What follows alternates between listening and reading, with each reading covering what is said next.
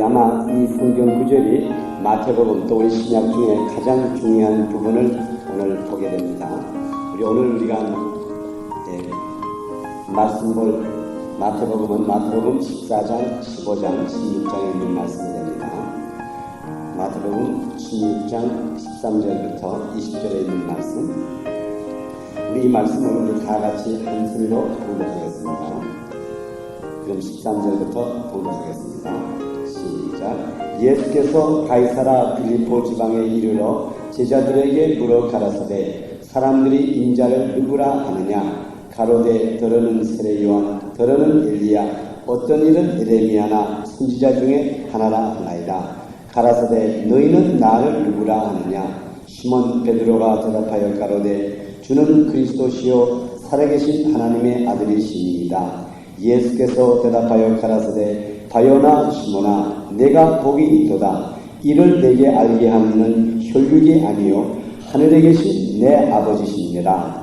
또 내가 내게 이르노니 너는 베드로라. 내가 이 반석 위에 내 교회를 세우리니 음부의 권세가 이기지 못하리라. 내가 천국의 열쇠를 내게 주리니 내가 땅에서 무엇이든지 매면 하늘에서도 매일 것이요 내가 땅에서 무엇이든지 풀면 하늘에서도 풀리리라 하시고 이에 제자들을 경계하사 자기가 그리스도인 것을 아무에게도 이르지 말라 하시니라. 아멘.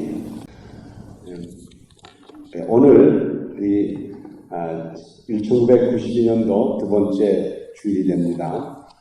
저는 우리 첫 번 주일은 우리가 아침 일찍이 예배를 받습니다. 그래서 우리 마태복음을 중심으로 하지 못하고 그냥 첫 주일 예배 마태복음 26장 38절에 있는 예수님의 고백을 통해서 우리가 이번 1995년도의 삶에 대한 것을 잠깐 말씀을 드렸습니다. 그래서 우리 마태복음 26장 38절에 보면 예수님께서 십자가에 지시기 바로 직전에 내가 마음에 심히 고민하여 죽게 되었으니 너희는 여기 머물러 나와 함께 깨어 있으라.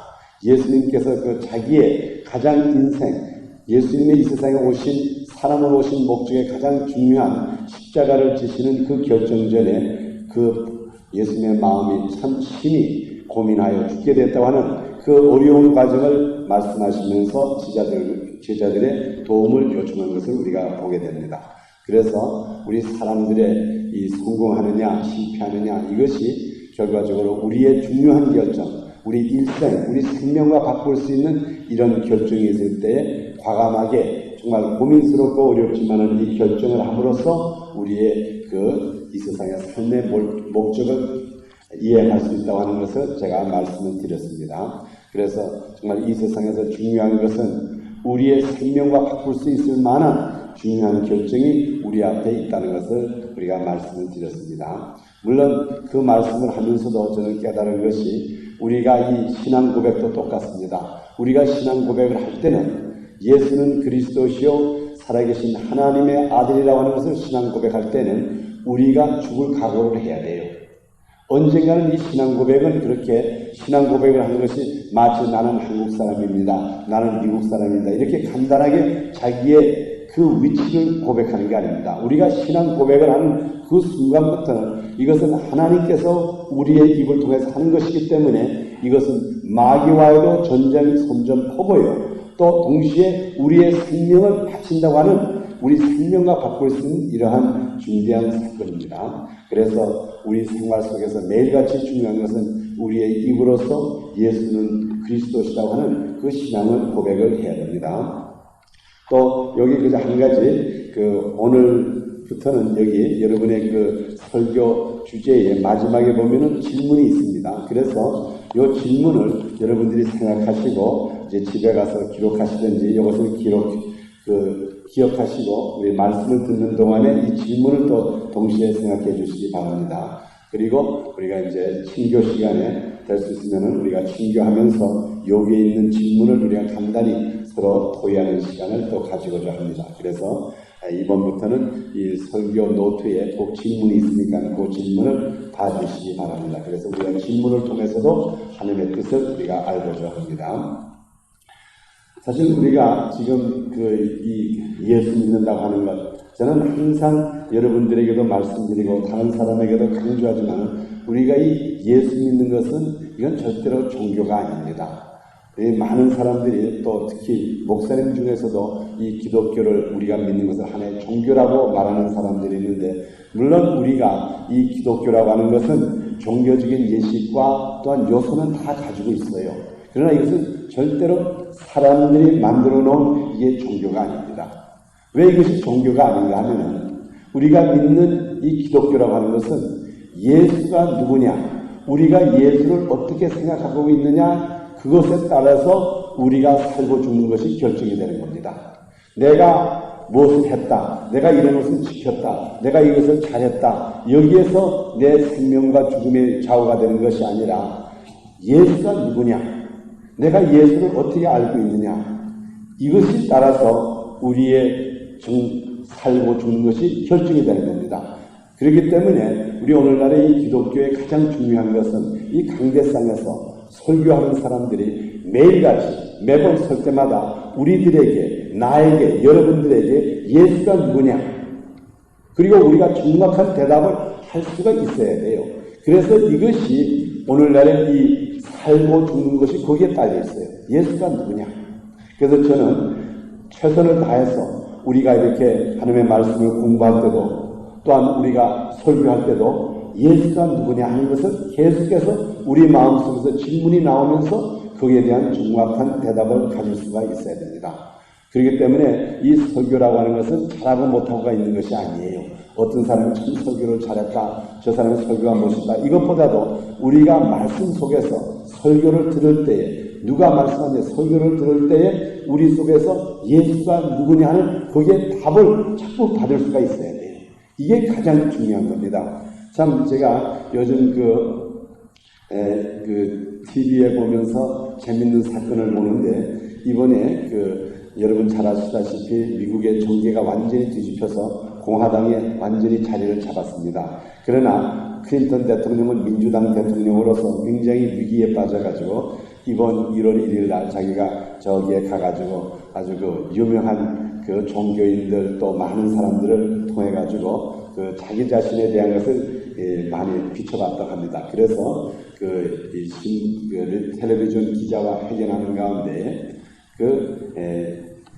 클린턴 대통령이 이번 1995년도에 내가 누구냐 하는 것을 다시 깨달았다고 합니다. 그래서 사실 그걸 들을 때는 참 그렇던 한 말 같지만은, 미국의 대통령도 내가 누구냐 하는 것을 확실히 몰랐다 이거예요. 그래서 이번에 자기가 내가 누구라는 것을 깨달았는데, 그래서 이제 기자가 물어봤습니다. 그러면 클린턴 대통령, 당신은 누구라고 생각합니까? 이렇게 물어보니까는 이제 클린턴 대통령이 자기가 하는 말이, 대답할 때 I am my worst enemy, 그렇게 말하더라고요. 내가 나의 가장 큰 적입니다. 그러니까는 그 기자가 물어보니까 왜 그러십니까? 그랬더니 자기가 자기 자신을 모르고 내 과대평가를 했다 이 말이에요.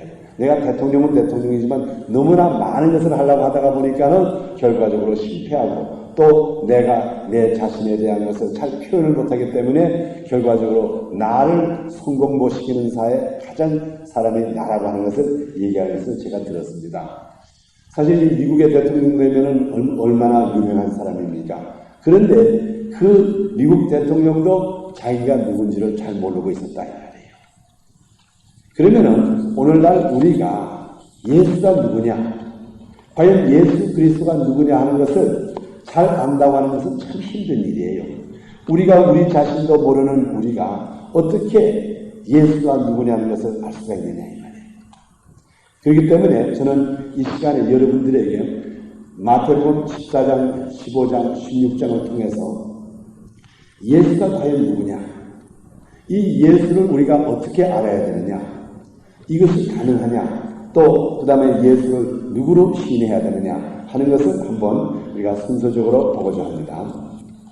이 마태복음 14장과 15장에 보면은 예수님의 행하신 기적이 많이 기록이 되어 있습니다.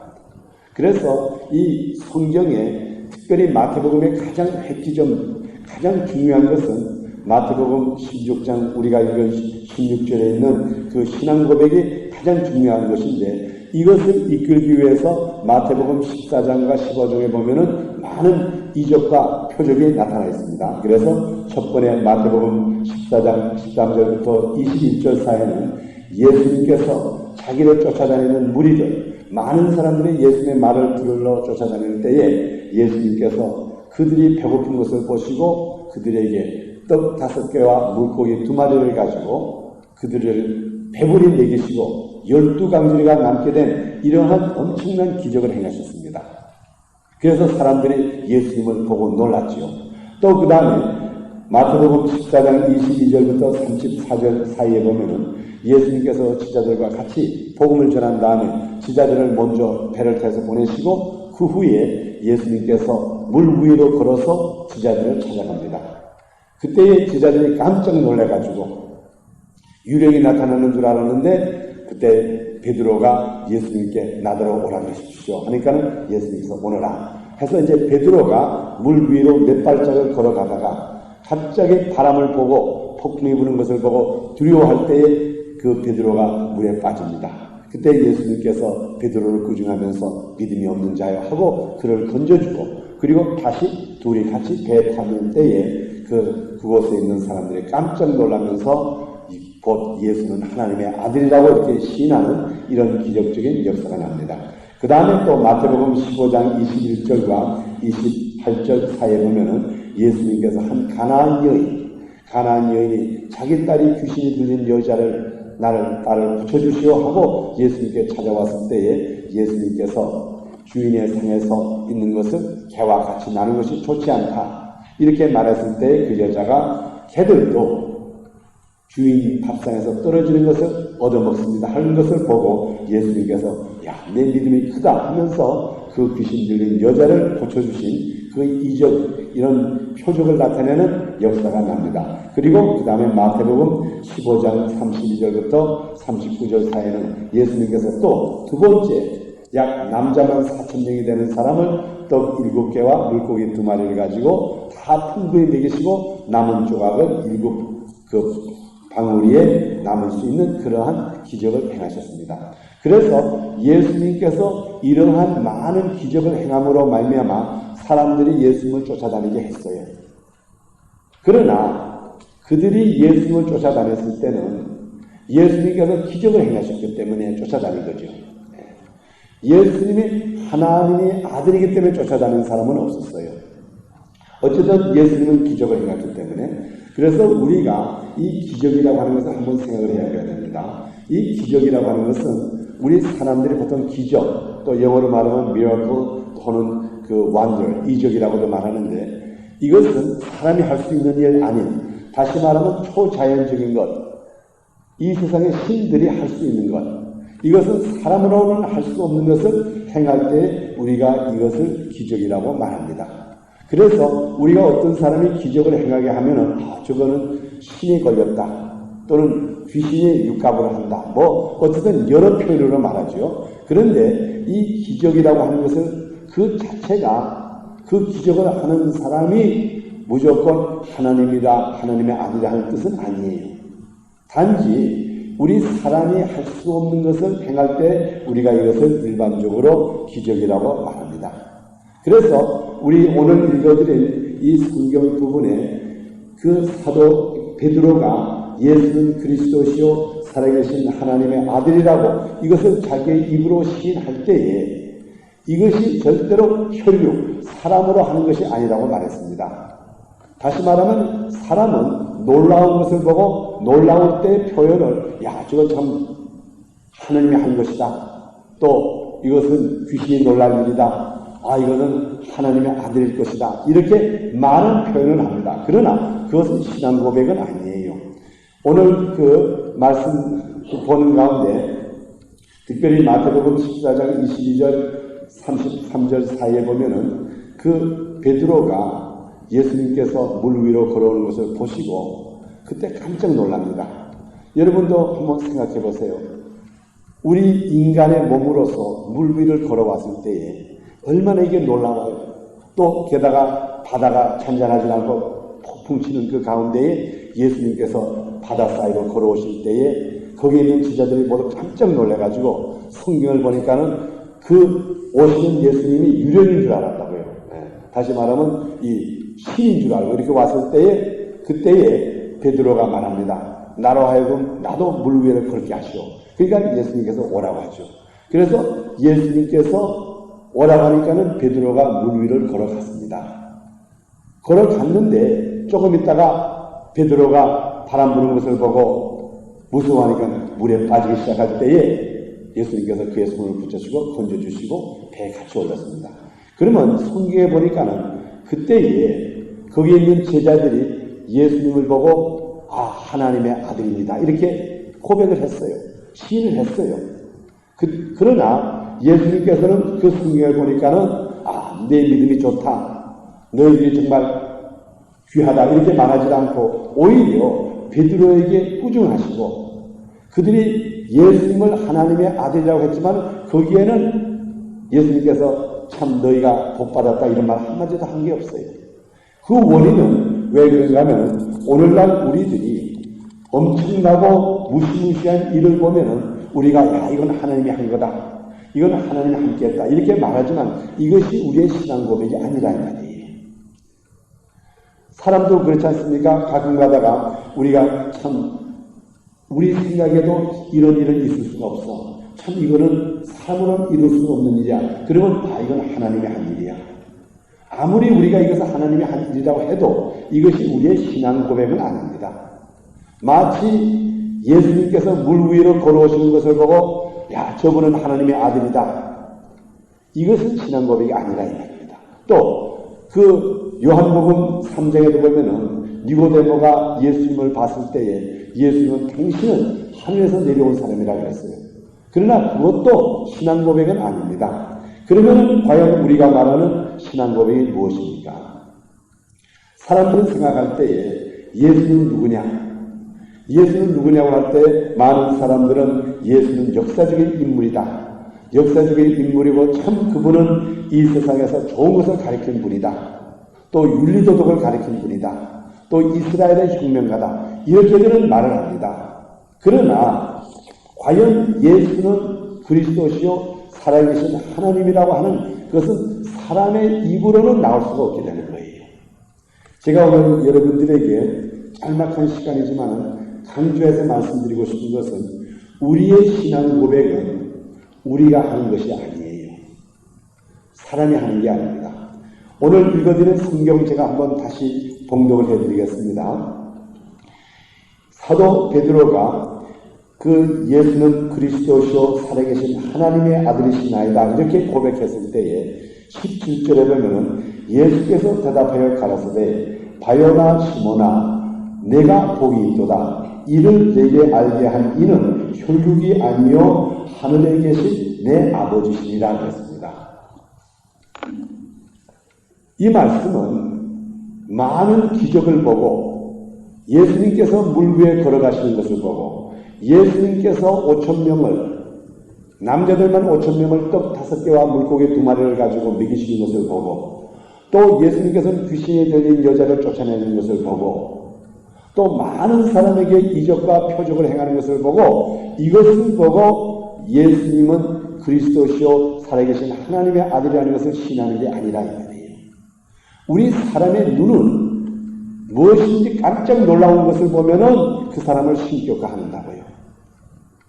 하나님께서 우리들에게 요구하는 것은 우리 인간이, 우리 사람이 하나님께서 우리를 통해 가지고 하나님이 우리들에게 음성을 주셔가지고 우리의 입으로써 예수는 그리스도시요 살아계신 하나님의 아들이라는 것을 하나님이 그것을 신하고 싶다 이 말이에요. 그래서 우리 사람이 하는 것이 아니에요. 비록 베드로가 예수님께서 물어봤을 때 너는 나를 누구라 하느냐 이렇게 말했을 때에 베드로가 예수는 그리스도시요 살아계신 하나님의 아들이라고 시인을 했습니다. 그러나 이것이 베드로가 한 말이 아니라 이 말이에요. 혈육을 가진 베드로가 한 말이 아니라 하나님께서 베드로에게 그 말을 할 수 있도록 하나님께서 지시한 말을 했을 때 이것이 우리를 구원해주는 신앙 고백이 된다고 하는 겁니다. 그래서 여러분 특별히 요한복음 15장 16절에 보면 예수님께서 제자들에게 말씀하실 때 이렇게 말씀했습니다. 너희가 나를 택한 것이 아니요 내가 너희를 택하여 세웠나니 이는 너희로 가서 과실을 맺게 하고 또 너희 과실이 항상 있게 하여 내 이름으로 아버지께 무엇을 구하든지 다 받게 하려 함이라 했어요. 예수님의 제자들이 예수님을 쫓아다닐 때에 그들이 자기들이 예수님을 스승으로 모신 줄 알았다고요.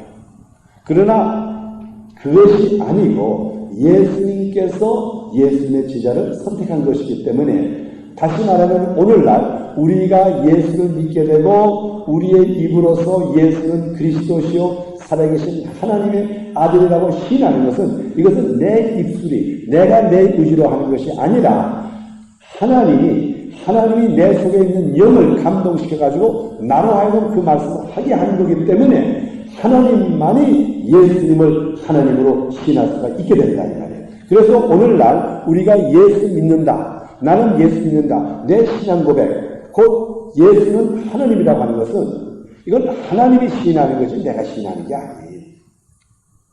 그렇기 때문에 여러분들이 지금 이 순간에 내가 기적을 보고 모든 어떤 이적을 보고 기적을 보고 내가 예수 믿었다. 이게 아니에요. 또 내가 어떤 사람의 말을 듣고 그 말이 그럴듯해. 그래서 내가 예수 믿게 된 게 아니에요.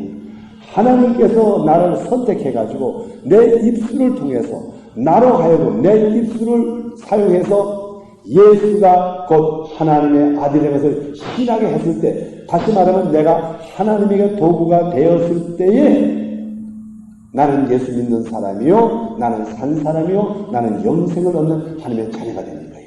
그래서 예수님께서 이것을 말할 때에 내가 너희를 선택하였고 너로 하여금 많은 열매를 맺게 한다. 다시 말하면 하나님의 열매를 맺게 하는 하나님의 도구가 되었다. 하나님의 나무의 가지가 되었다고 하는 것을 말하는 겁니다. 그래서 여러분들이 그러면 지금부터 우리가 예수를 누구로 생각해야 되느냐? 예수는 하나님의 아들인데 이 아들을 하나님의 아들이라고 하는 사람이 많아요. 다른 사람들도 예수님을 보고 당신은 하늘에서 내려온 사람이요 당신은 하나님의 아들이라. 그러나 그것을 가지고 예수님이 기뻐하지 않았습니다. 오직 하나님이 직접 사람을 통해 가지고 그 사람의 입을 작동시켜 가지고 예수는 그리스도시요 살아계신 하나님의 아들이라는 것을 시인받기를 원하셨기 때문에 우리들의 생애는 지금부터 어떻게 살아야 됩니까? 우리들의 생애는 지금부터 하나님 아버지 내가 예수 그리스도를 하나님의 아들로 시인할 수 있도록 내 마음을 감동시켜 주셨소서. 이것이 내 입으로 하는 것이 아니라 하나님이 나로 하여금 시인시켜 주셨소서. 이것이 참다운 신앙 고백입니다. 그래서 오늘 이 말씀의 가장 중요한 것은 마태복음 14장 15장의 많은 기적을 보여주면서 이 기적을 통해서 이 기적이 예수님의 하나님의 아들이라는 것이 아니라 하나님이 직접 우리 마음을 감동시켜가지고 우리 마음을 움직여가지고 나는 왜 이런 말을 하는지 모르지만은 하나님이 직접 나를 사용하여가지고 예수를 이 세상에 하나님의 아들로 증거하게끔 하나님의 아들로 나타내게 하는 것이 이게 곧 하나님의 뜻이요 하나님이 나를 부르신 원인이라고. 그래서 우리는 지금부터 어떻게 살아야 됩니까? 매일같이 우리 생활 속에서 지나가는 사람에게 또 여러분들 또 내 마음속에 예수는 누구냐 예수는 누구냐 하는 자꾸 이러한 질문을 했을 때에 하나님께서 우리를 사용해서 이 세상에다가 예수는 그리스도시요 살아계신 하나님의 아들이라는 것을 하나님이 직접 시인하게끔 하는 데에 사용되는 도구가 바로 나라는 것을 여러분이 믿어야 돼요. 그래서 나는 중요한 사람이 아니에요. 나는 이 세상에서 아무런 중요성이 없지만 단지 하나님이 나를 선택해가지고 나를 통해서 예수는 그리스도라는 것을 곧 하나님의 아들인 것을 시인하는 도구가 되기 때문에 내가 도구로서 하나님께 감사하고 내가 도구가 된 것, 하나님께 쓰임받는 것에 감사하는 것이 이게 바로 정확한 신앙 고백이에요. 그래서 예수님께서 물 위에 걸어오는 것을 보고 그때의 제자들이 당신은 하나님의 아들입니다 했을 때 예수님이 아무런 반응이 없었다고요. 이거는 너희들이 나를 보고 깜짝 놀라서 하는 말이지 하나님이 너희들에게 시켜서 하는 말이 아니다. 우리 생활이 정말 하나님이 내 속에 완전히 들어와서 내 입을 주장해가지고 예수님 그리스도시요 하나님의 아들입니다. 이렇게 신이 왔을 때는 그때는 나는 완전히 하나님에 사로잡힌 사람이에요. 물론 우리 성경 말씀에 너희가 무엇이든지 내 이름으로 구하면 다 이루어주신다고 했습니다. 그 말씀을 하시게 된 그 동기가 어디 있습니까? 내가 너희를 선택했기 때문에, 내가 너희를 선택하고 너희 입술을 통해서 예수가 하나님의 아들이라는 것을 신앙하게끔 했기 때문에 너희가 무엇이든지 내 이름으로 구하면 다 아버지께서 이루어주신다고 하는 거예요. 다시 말하면 우리가 하나님의 선택받은 백성이라는 것을 기억해야 돼요. 1995년도 여러분 한번 지금부터 질문하는 해가 되기를 바랍니다. 우리가 질문을 많이 해요. 사람은 배우기 위해서 질문을 합니다. 그러나 이 세상에서 가장 우리 생애에 가장 중요한 질문이 있다 그러면은 예수는 누구십니까?